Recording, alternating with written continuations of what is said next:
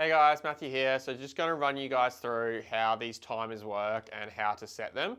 Everything sort of changes slightly, obviously depending on your usage. So if you've got heaps of people at home and you've got like a small tank, you might want to have it come on a little bit during the night.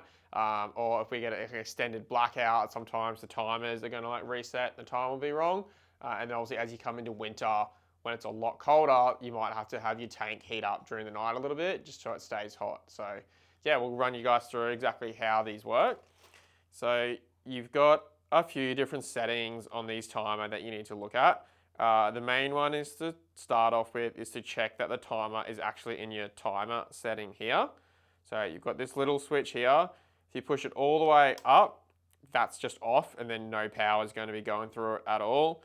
If you push it down, that's all the way down. That's the override button. So if your hot water, if the timers are wrong or something, if your tank is just cold and you have no hot water, just push that down and then that'll just bypass it completely and just turn it on. But then this middle setting here, the clock, that is to put it onto timer mode. Now, the other thing to check is that your time is actually set at the right time. So you have this little line here. That is meant to be set at the current time. So exactly where those two sort of meet, you want that today's time. If that's wrong, we've had a blackout or something like that, you can spin this around, but it only spins one way. So you just have to push that up and spin it around until that is at the correct time.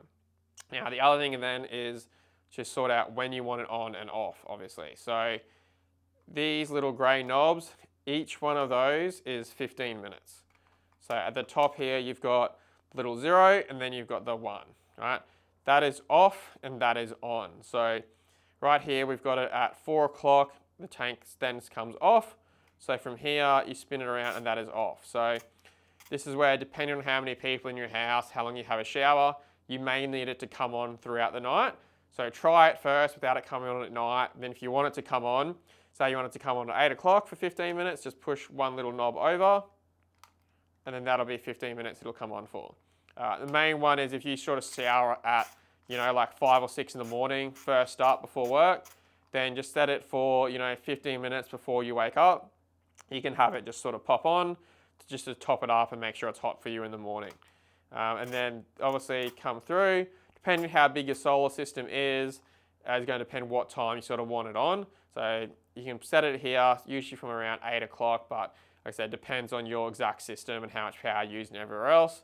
So have that on and then have that sort of run all the way through. So yeah, that should sort of explain everything to you guys. Main thing is check the times right, that it's on the timer setting, and each one of those little gray knobs is 15 minutes.